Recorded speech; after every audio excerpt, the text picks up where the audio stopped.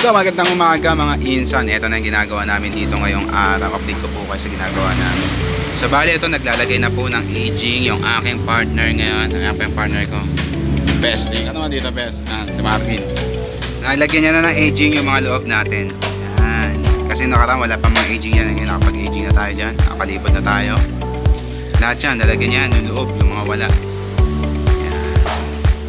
Tapos ako naman, ang ginagawa ko naman ngayon, itong mga sinepa natin na dos, nilalagyan ko na siya ng laminate. Bali, tinabasa ko na siya. Nakatawas na ako paikot ngayon ng buong pang sinepa natin na dos. Ngayon, lalagyan na natin siya ng laminate para mabuo na natin. Bali, pati itong ilalim, meron din yan, nakalaminate din yan. Nakapaikot din yan doon, paloob. Madugo ito, tukutan yan eh. Tukutan yan. So may tira yan dito, lalagyan din natin yung tira na yan dito. Lalagay din tayo dyan, matrabaho masyado yan. Pero iuuli na natin yung ilalim na yan. Unahin muna natin itong lahat ng mga nakikita ng mga mata para makapag-cover na tayo. Pati yung mga ilalim na ito, wala pa rin yan. Lalagyan pa rin natin yung mga kamaestro. Konti na lang ito, matatapos na ito. Pagtapos namin dito sa loob, lalabas na kami. Dito na, tsaka ito sa taas. Ang taas na yung takbo natin.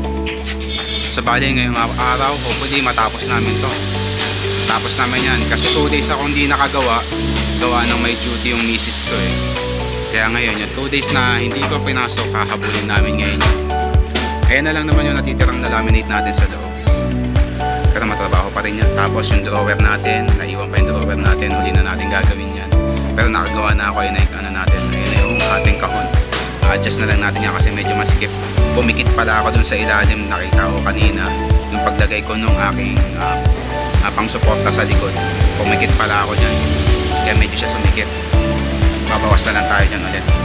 So ayan na mga kamaestro, update ko po ulit sa ginagawa namin dito sa aming munting project na bar counter ng aking ninang Lisa Benedicto sa kanyang hidden cafe. Ayan.